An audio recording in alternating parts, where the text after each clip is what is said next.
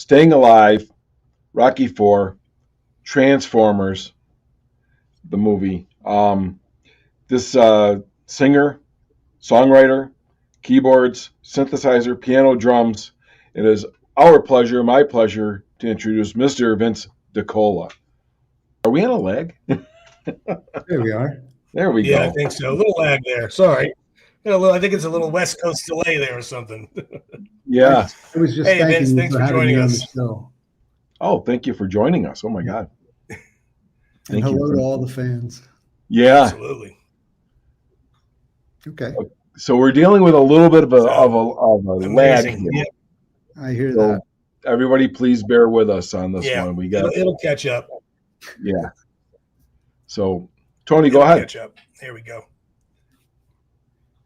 Go So ahead, Tom. obviously, those of you that know Vince's work from Rocky IV, quite a few songs on there from Rocky IV. So Vince, I don't know if you want to go into a little just detail of how you got selected, I guess, or how you wound up doing the score for Rocky IV.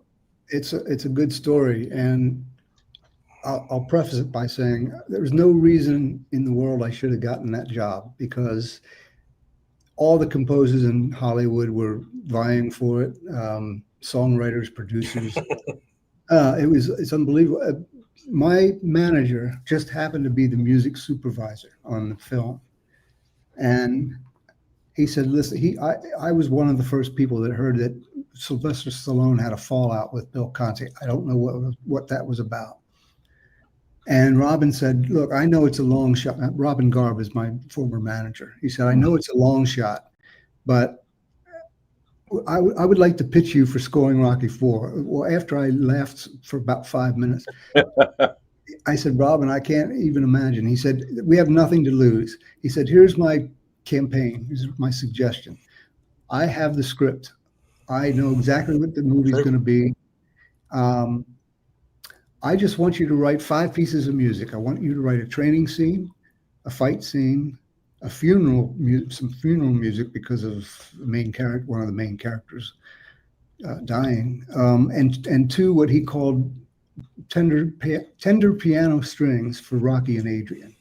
Oh, okay. So I had no picture to look to. This was a long shot, and I was in a 1-bedroom apartment at the time. I had a little, very little studio, I think it was a Fostex 8-track, and I just, I thought, I was laughing, and I said, this is good because I don't have anybody looking over my shoulder, so I can treat this as an experiment. I don't care if I mean, of course I do care, but I don't want that to be the driving force. I want to know. I used it to see what would Vince DiCola do for any Rocky movie. So I had that in mind. And the first piece that I wrote was Training Montage. And over the course of the next more than a couple months, over the next year, I teamed up with a good friend of mine in Lake Charles, Louisiana, named Ed Fruget, and he has a studio. And I flew over there, and luckily he had ties to the local university, so we had access to the orchestra from the university. So we really had a lot of cool elements to put a good demo together, and we did, and it sounded great. And in fact, the version that is on the soundtrack album is actually the demo. Really? That's how good it sounds. It's amazing. Of course, there's another version for the movie, which I always get clobbered for. I don't know why people clobber me for that. Why did you change? That's another story. That's another subject. So we recorded Training Montage and War, the fight scene, and I did a little funeral thing in my studio and a little piano strings thing, 2 piano string cues in my studio. So all is done, ready to go. So Robin said he heard the demo. He said, "This is phenomenal. I can't guarantee you anything." I said, "Yeah, I know." So the way he told me the story was he found a moment when Sly was in his trailer on the set, and he was alone. And Robin had a little Walkman cassette. I don't know if you remember those. Oh yeah. And I love that. I love that. Yeah. And a pair of headphones. And he said that he stuck the headphones on Sly's head. He says, "I want you to listen to something." And Sly said, "Well, who am I listening to?" He says, "I'm not going to tell you. I just want you to hear what's on this cassette tape." And the first song he played was Training Montage. And the way Robin told me the story, within 15 seconds, Sly apparently jumped out of the chair and he said, "Who the F is this?" That's so And cool. Robin said, "This is Vince DiCola." He said, "Vinny, the guy that wrote with your brother on Staying Alive?" And Robin says, "Yes." He said, "Sign him up." So now what I thought was never going to happen is happening, and I'm scared to death because now I have to, deliver. Yeah. But the good thing about it is most of the music was already it was already okayed by Sly. He heard it and he said, "We'll just adapt it to the picture. But as far as themes, you got them." So at least I had that part out of the way, and I just selected our musicians, Ed and I, and we produced it, and we were very happy with the outcome. That's amazing. Did you had like the chance to read the script? Well, I'm kind of wondering, like, as you're sitting there and I'm not a musician by no stretch of the imagination, but how does that inspiration come to you? You're sitting there and you're like, okay, you gotta do a training montage. I can't even imagine where you would begin with, the movements and the sounds, and to make it so as invigorating as it is. I mean, how does that all come into play? That's crazy to me. Well, it's crazy to me too. I had the benefit of having Rocky movies in my mind, and Okay. three. Oh, Rocky, okay. right? Yeah. My favorite is the first one, but I had Bill Conti's music in mind, and I knew that I had to incorporate some of his elements into my music, and I was fine with that, of course. But I'll tell you what I had in mind when I wrote this music. I have influences from all over the place. My main influence is Keith Emerson of Emerson, Lake and Palmer. I did see that. Yeah. Yeah. Another one is Toto. I love Toto. I love how they used keyboards in their songs. Yeah. And it was just at the time when Phil Collins came out with In the Air Tonight. And In the Air Tonight. Huge drums. And I said to my fellow musicians and my co-producer, what this could not be an orchestra with a rock band in the background. I want this to be rock in the keys, the drums, the guitar out front, and I want the orchestra to support that. Luckily, when I got an orchestrator, what's his first name? Jeremy Lubbock. He's worked with David Foster. He's worked with a bunch. Oh yeah. I recognize that name. And as soon as he came in, he got it. He said, "Vince, this is what I want to do." He said, I've orchestrated this in such a way that your stuff is going to be the focal point. I'm just going to support it. The orchestra's just going to support it. So yeah, I threw those influences into the pot, stirred it around a little bit. I had Rocky's, 3 Rocky movies in mind, and that was the inspiration. So do you just like sit at your, I'm just going to say keyboard just for the lack of not knowing, but do you sit at your keyboard and all of a sudden you just start like, you just have a sound or a theme or something in your mind, and it just transfers from your mind to your fingers? Yeah, exactly, Tony. Where's for me, it's the disconnect between the brain and the fingers. For you, it's like it's all one big thing. So yeah, that's amazing. I mean, does it just flow right through? I mean, no, it doesn't do that often. Very rarely. I had a electric piano in my apartment. And the way I write, excuse me. Hey, Beth. Sorry.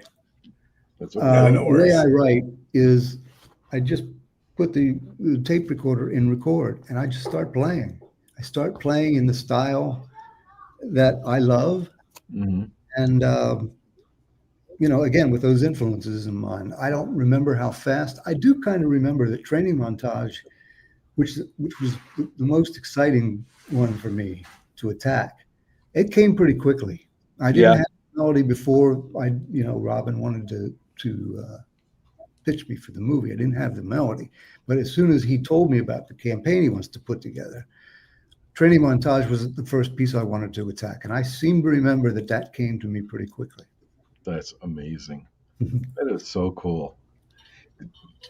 Are we still on a delay tone? Without seeing any scene from the film, right? You didn't do any film, Rocky IV film watching. No. You didn't have any preview to scenes.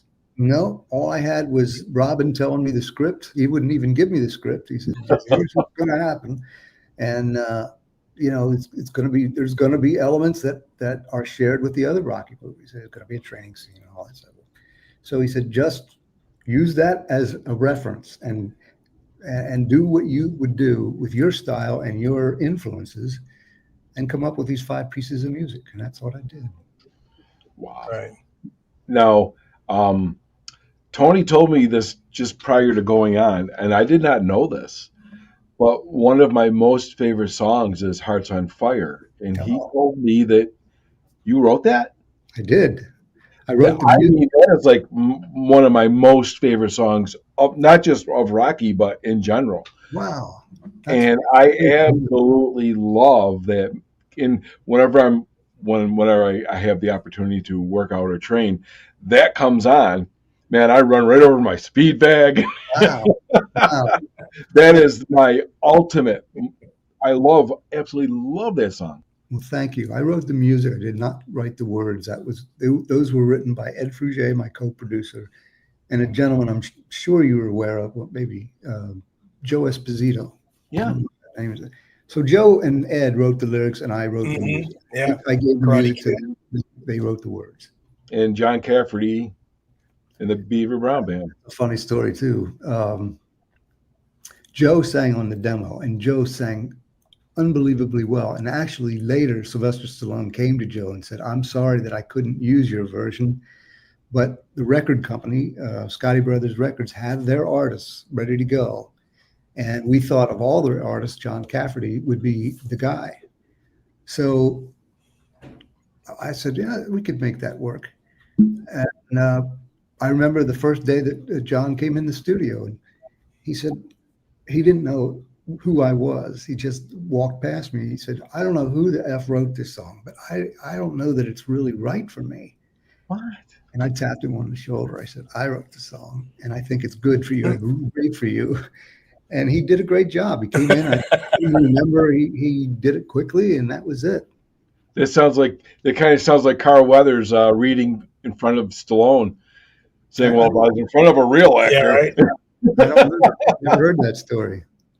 What's that? I never heard that story. Oh, you never heard that story? Short story. Supposedly when Carl Weathers, he read for the Apollo part, and he was reading with Sly. Supposedly he said to Sly that if I could read with a real actor, maybe I'd do better. He didn't realize Sly was playing Rocky. That's great. Yeah. Yeah. So Sly said that's the arrogance Apollo needs. Yeah. Yeah. Did you have the Too opportunity? You had the opportunity to work with Sly on Saturday Night Live. Did you? That was Staying Alive. Staying Alive. I'm sorry. The sequel to Saturday Night Fever. And I really didn't even interact with him. It was mostly Frank, his brother. Okay. That's a great story if you want to hear it, but it's Yes. quite long. Absolutely. I love telling the story. I've told it hundreds of times now, and I enjoy telling it. Absolutely. So Frank comes to me. Frank was also managed by Robin at the time. And Robin said, "I want to get you and Frank together." So I met Frank. Actually, I'm sorry, let me backtrack. I was playing in a cover band at the time in one of these clubs. There's a chain of clubs. I can't remember the name of it. And it was an off night. I do remember that. And sitting up on the stage and kind of on, what do you call that when you could cruise control, with Oh, I was just playing and I knew the music. And sometimes when there's not a lot of people there, you kind of just go, okay, let's get through this. But I saw a guy come in from the door, and he came in and sat down right in front of the keyboards. And I thought, this guy really looks familiar. And at a break, Frank came up to me and he said, I want to introduce myself. I'm Frank Stallone. And I said, that's why you look familiar to me. You look like your brother. And Frank and I started, I love this part of my career, really. We started playing in clubs around LA, the two of us, a duo. Frank on guitar and singing, me on keyboards and harmonizing with him. oh my God. And, the clubs or the places that we played were not that big or prestigious, but this was my first experience since moving out to LA in 1981. Was this prior to his Valentine days? No, it was after that. After that, okay. So I lost my train of thought. I'm sorry. No, that's okay. It happens like 5 times a minute. Me too. So Frank came up and introduced himself. Oh, okay. We were playing these clubs. This was the first time I was able to sit in a club and play for an audience that wasn't just interested in dancing. And that was great for me. I loved that so much. And I loved our little duo. We sounded great. And that, we had, I don't remember how many gigs we did, but we did quite a few in the LA area. And then Frank decided, let's stretch this out to a band. Let's pull in a drummer, a guitar player, and a bass player. I said, great. So between the two of us and people we knew, we got a band together. And one day we were on the set, on the lot of, it was an MGM lot in Culver City, California. And Sly had gotten Frank one of the sound stages to rehearse in. It was a small one, but it was really cool because we got to get on the lot every day for rehearsal. So during one of our rehearsals, and I didn't know he was going to show up, even Frank didn't know, here comes Sly with his entourage. And we stopped rehearsing, of course, and Frank introduced us all. Well, it was great. Great, really, for me. I mean, it was a big moment. I just loved Rocky, the first Rocky movie. And at that time, this was 1982, so he was just huge. Yeah, it was an honor. It was an honor, of course. So Frank and Sly, during our break, went off into a corner. And they had something talking, and then Sly said goodbye to all of us, and he left. He was only there for maybe 10 or 15 minutes. After the rehearsal was over, Frank said, can you stick around for a little bit? I said, sure. He said, what my brother was telling me was that he was just signed on to write and direct the sequel to Saturday Night Fever. I said, wow, that's fantastic. He said, yeah, it is. He said, keep in mind, well, let me backtrack a little bit. He said, my brother told me, keep in mind there's going to be everybody and his grandmother vying for position to get a song in Rocky IV. So, and I can't show any favoritism. That's just not done. That's not right. So he said, if you want to write a song, I can guarantee you one thing, it will be listened to. It's going to be listened to by a committee. It's not all up to me.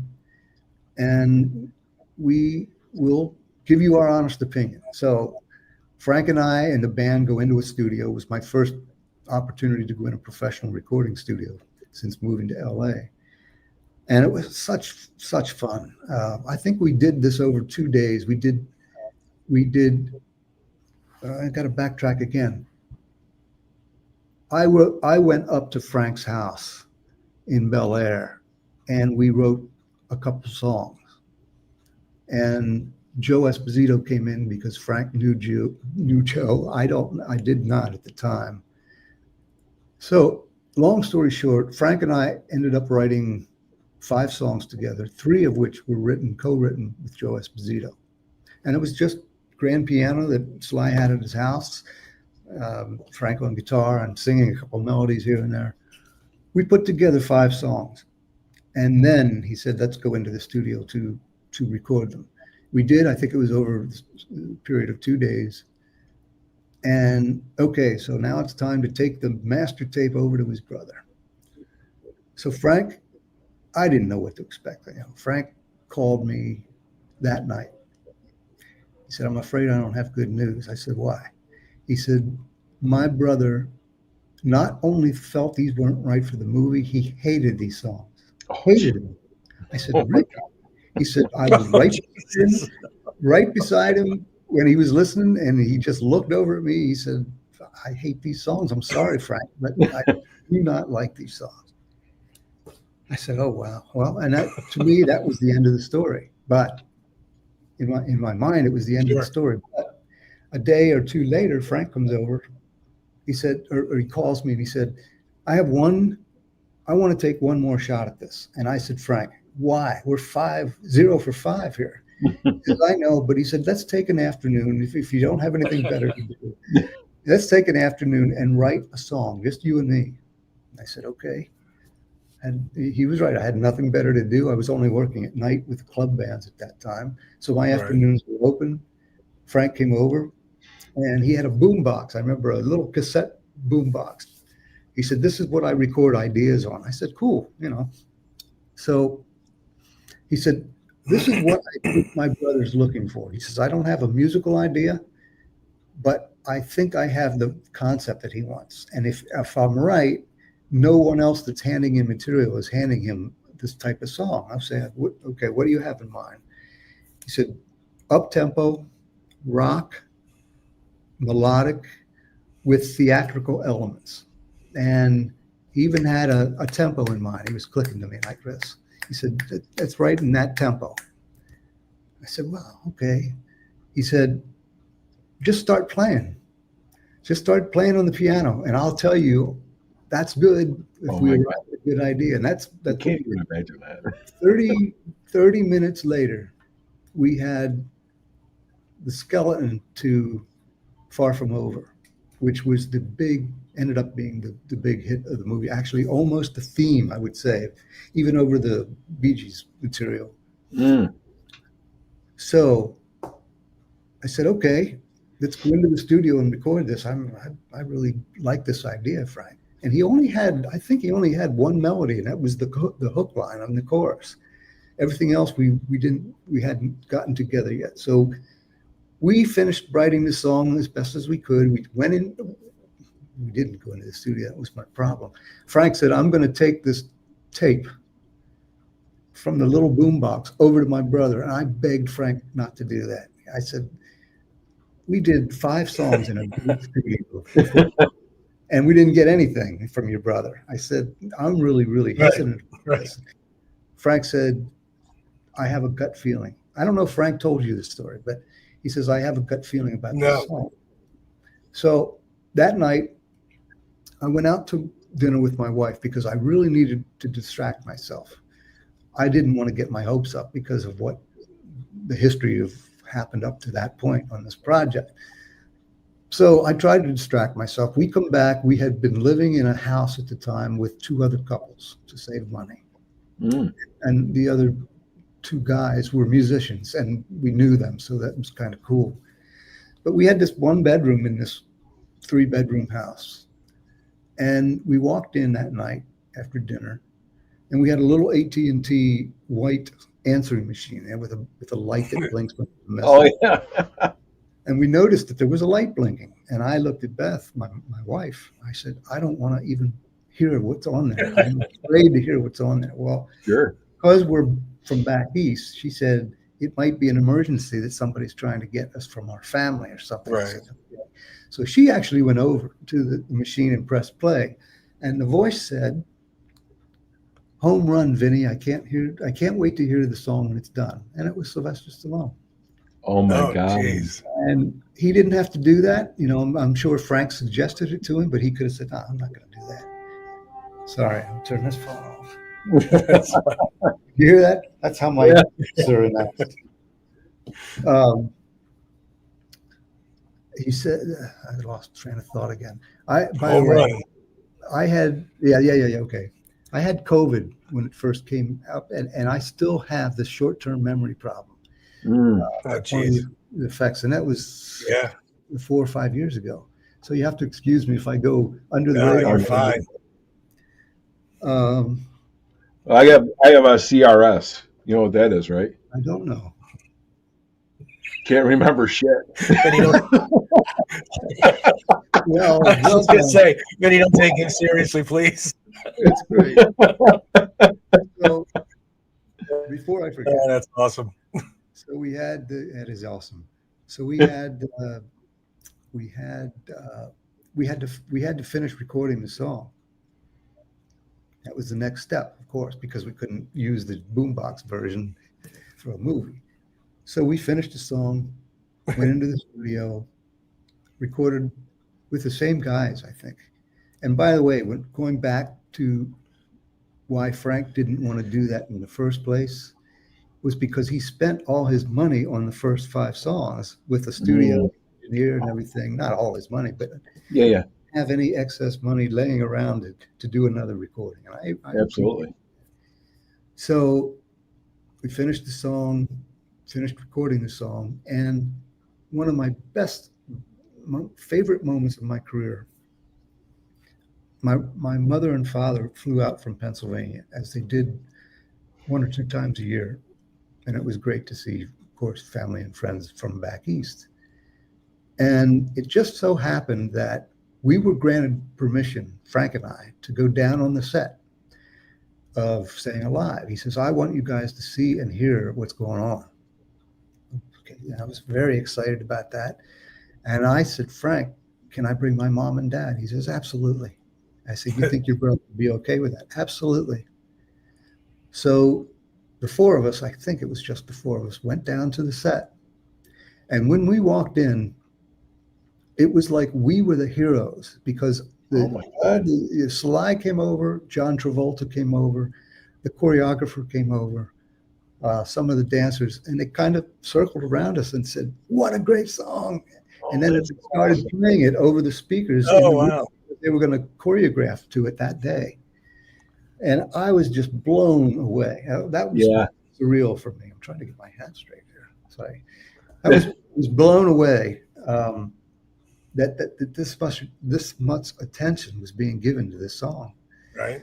And after a little bit, I introduced Sly to my mom and dad, and Sly even offered to take a picture with him doing this and my dad doing it. Yeah. And I have that picture. I don't. It's not accessible. Oh, that's awesome. That's amazing. That was one of the best days of my career. Oh my God, that is so great. Sorry, that's an amazing story. That is amazing. I think it's safe to say that Far From Over is more of your baby than the Rocky IV soundtrack. I wouldn't say that. Rocky IV, if I had to place emphasis on anything, like if somebody said to me, what's your favorite work that you've done? It would be Rocky IV. Nice. Far From Over, I don't think still to this day that the song's finished. But, really? Yeah, I didn't think it at the time either. I was like, Frank, he said, no, you need a verse, a chorus, a bridge, an instrumental section, an intro and an ending, 3.5 minutes long. He said, it's fine. I wasn't confident about it until all this attention started. I think it's fantastic. Well, it was on the radio nonstop. Well, here's the thing. The record company wanted to release the Bee Gees material first, which is absolutely understandable based on the success of Saturday Night Fever. Well, I think they put 1 or 2 songs out of the Bee Gees, and they didn't do too well. Then they released Far From Over, and that not only did well on the radio, but Robin said it's driving ticket sales to the movie. Oh, wow. And I said, wow, that's just awesome. So that song has been very good to us.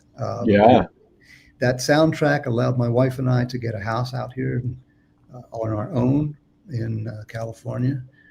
And it just started my career off in a big way. And keep in mind, I was only out in LA at that time for maybe a year, a little over a year. And this all fell into my lap by meeting Wow. friends at that club that night. Wow.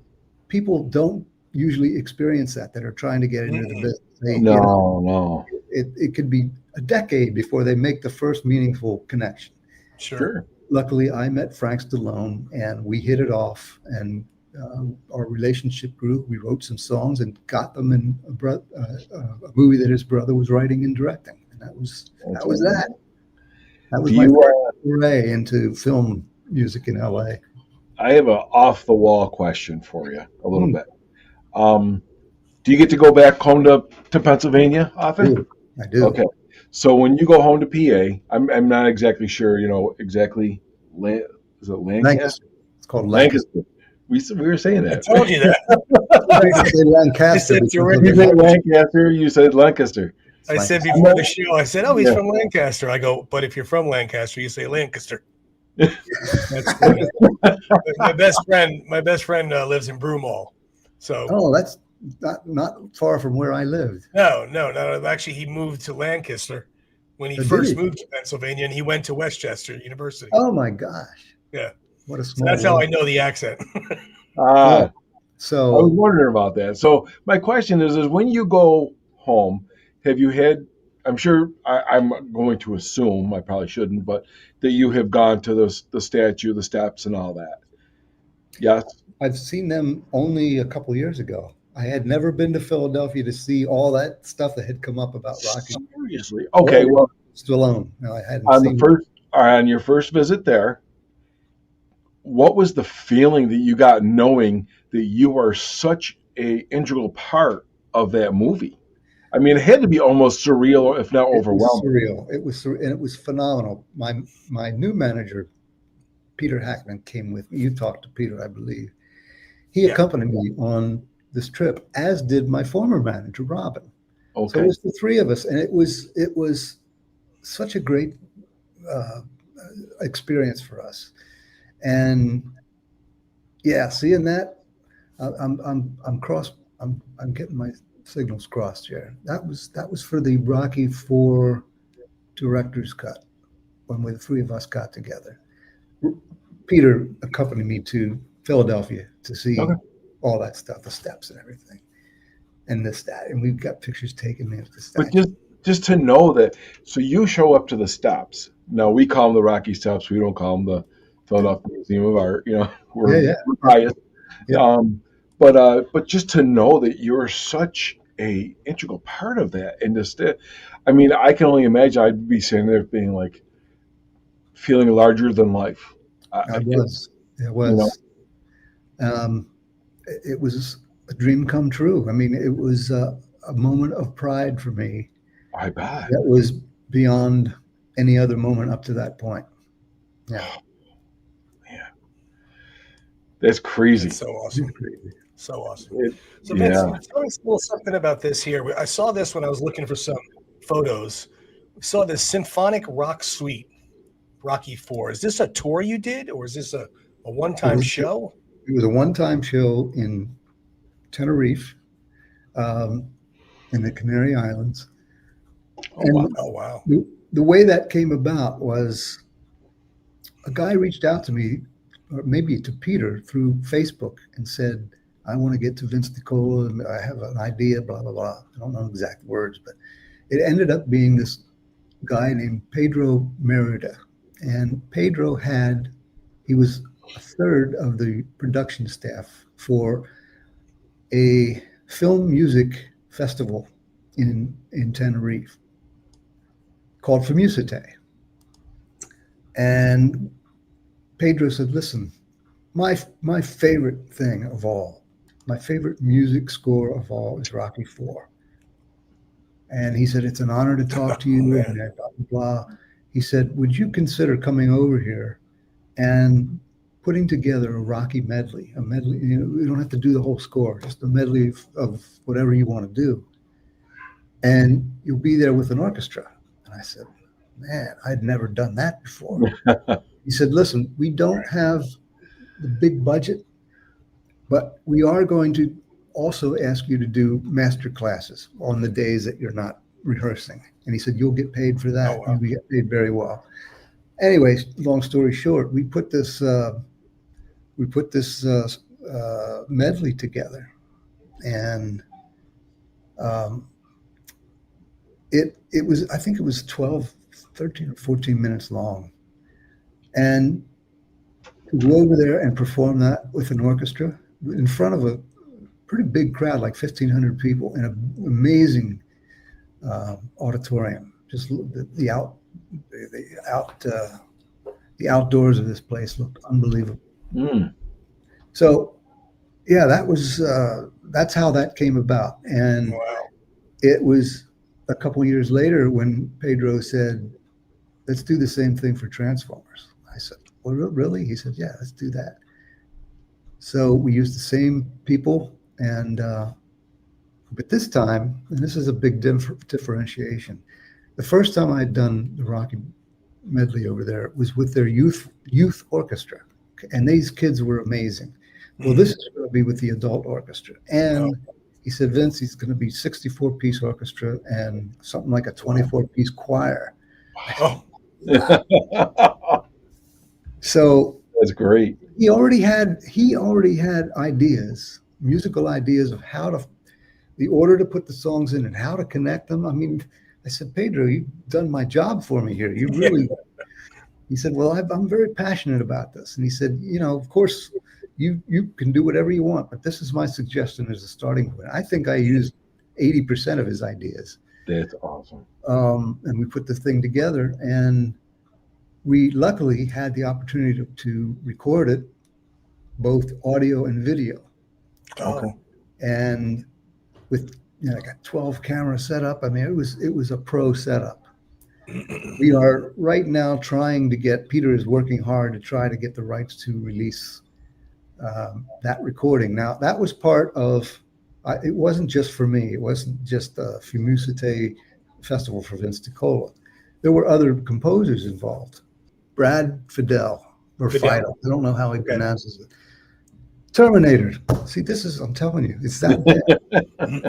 So he was set up to be the feature, and I was second to last. And it was an hour and a half concert. I think there was a break in there somewhere.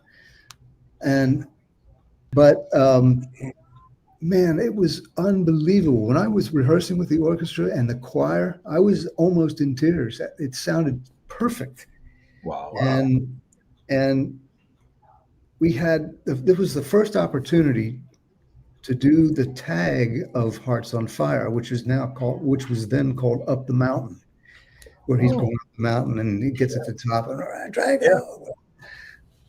And this was the first time I had a chance to perform that piece live, let alone with an orchestra and a choir. So we put Training Montage and War and Hearts on Fire into this medley, and I think we ended with the going up the mountain scene, up the mountain. Oh, wow.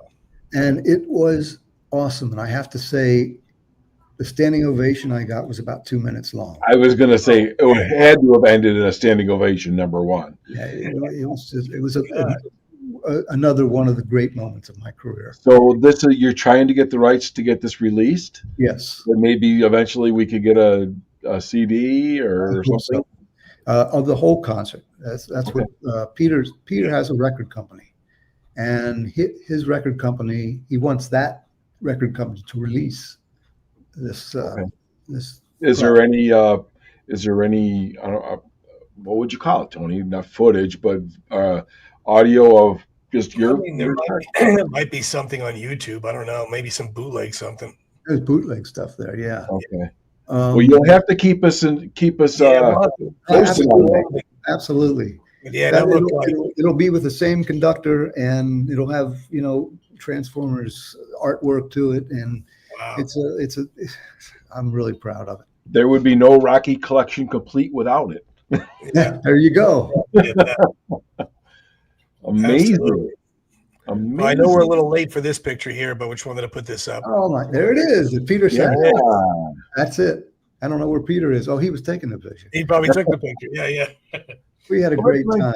You're standing there at the Rocky stops. You've got the statue below, and you're this huge part. It's like we've said this. Tony and I have said this before. it's like when you watch a monster movie, you turn the volume off, it's not as scary. It's always the music that makes it so much more intense. Absolutely. People don't realize that, but It Mhm. is. It true. absolutely is. Yeah. And if the training montage, yes, would be so cool, with all the action and the fighting and whatnot going on, but it's the music that gets your heart beating and gets your blood pulsing. Yep. Like you said earlier too, Rick, when you're in the gym and Hearts on Fire comes on and you physically and mentally get pumped up about it, no Yes. movie. You're not watching a movie. You're No. hearing this, and this is getting No, you that's going. right. So You might have the passion. movie in your mind, but I Yeah. do. the Yeah, music. it's playing, but but you can hear the passion. It gets you move. I mean, it's an inspirational song. It really is just Yeah. beautiful. Love it. the music is like the backbone. I'm going to say the music is the backbone of Yeah. the movie. Thank you for saying that. Absolutely, I Well, like 100% you said. believe it. And Rick, what about like the Drago entrance? When Oh, Dolph yeah.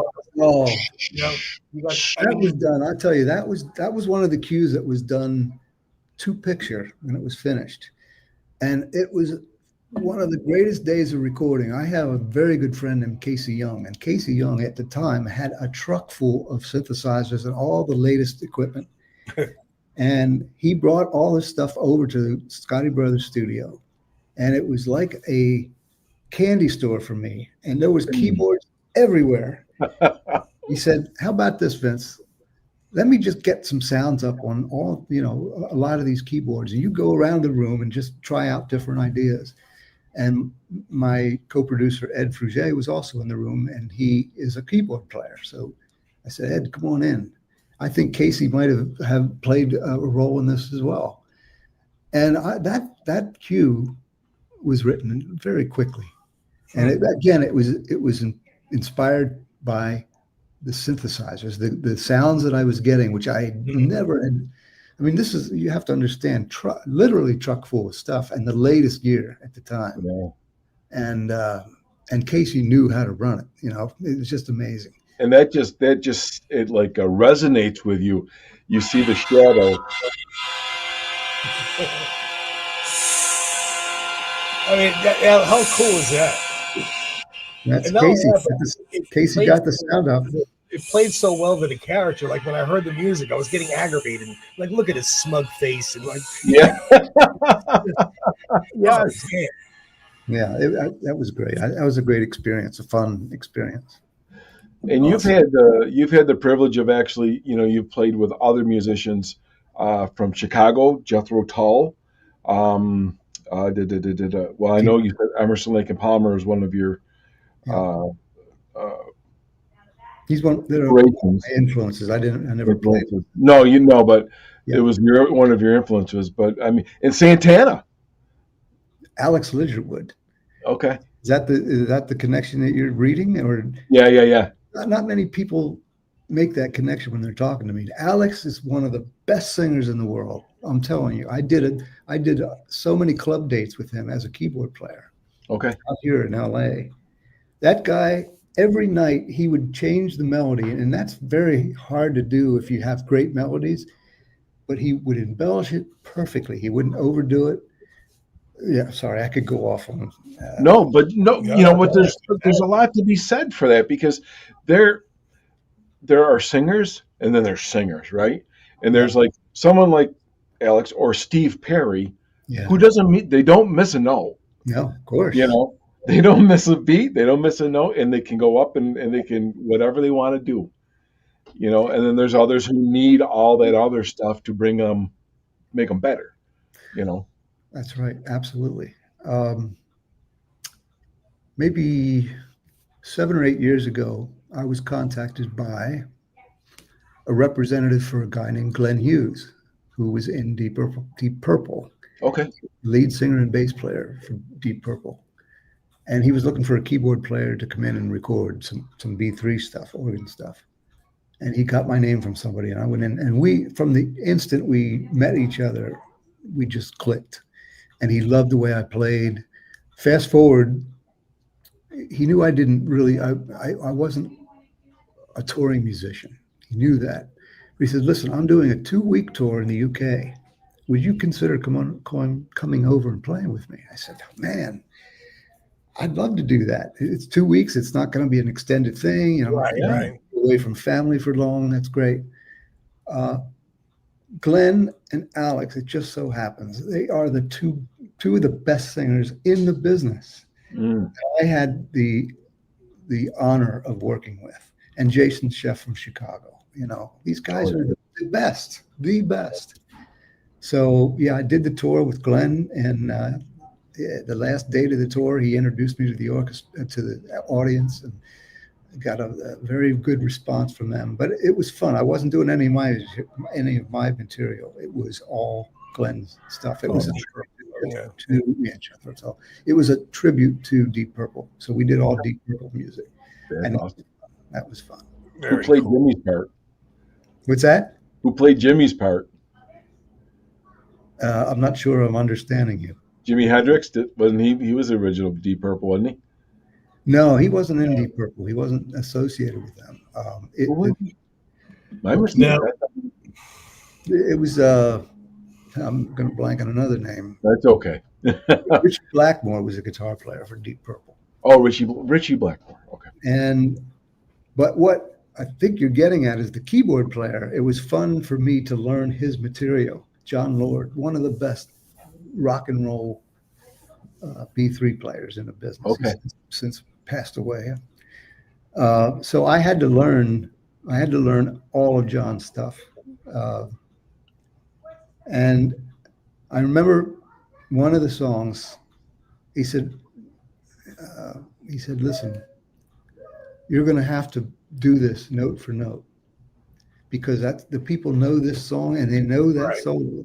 I can't remember what song. I think it was Highway Star or whatever it was. And Glenn said, you're going to have to learn that solo. This is not improvising. He says, there's not going to be a lot of moments in the program like this, but I need you to learn the solo note. So I went, learned a song note for note, and then I decided to go off a little bit on my own. So remember the day that I played that song with him, he came over to my keyboards and he had a big smile on his face. He says, I can't believe what you just did. He said, you on John's work. You had enough of John's work in there, but you brought your thing into it. It's phenomenal. So you do it whatever. You do it whatever way you want. That's great. Yeah, cool. That's so cool. Very cool. Well, Vince, we couldn't thank you enough for coming on, man. We really appreciated cutting out a few minutes of your day. Come on the show. The stories were fantastic. Looking forward. Many more if you want to ever have me on again. Yes, we'd love to have you on again. But yeah, we're looking forward to hopefully seeing that video one day of the concert with the orchestra. But no, it was such a pleasure chatting with you, and couldn't be happier, man. Rick, you got anything you want us to add to that? No, just thank you so much for just making time for us. We truly deeply appreciate it. And, down the road, we'd love to have you back on again and hear some more. The stories never get old, And there's more of them. I want to thank both of you guys for having me on. I appreciate it so much. Absolutely. And then we want to catch up with you and see what you have coming next, if anything at all. Yep. That's for the next time. Yes, absolutely. Beautiful. Guys. Vince, thanks again so much. Tell Peter thank you as well. My pleasure. Thank you. Take care. Oh, what a nice man. Yes. What Tony, a nice man. We just, everybody we talk to, they're just so cool. They're so nice, and Vince, it's just amazing people. Gotta love it, I would love to have him on again, hear some more stories. Those stories were awesome. Yes. We'll have to change our intro, though. That was very rude of us. Not have the training montage or war or something. Come on. We deeply apologize for that one, man. Well, like I said, we recorded the intro a year ago. I mean, and in fairness, we used the song because of the name of the podcast, Round 14. And Going the Distance is taking place during Round 14. But we should have special intros for certain situations. Well, I think we're just going to have to fire our technical advisor. So funny. Tony, you're fired. I know, right? Yep, you're fired. Well, everybody, thanks for tuning in. We appreciate you watching. I hope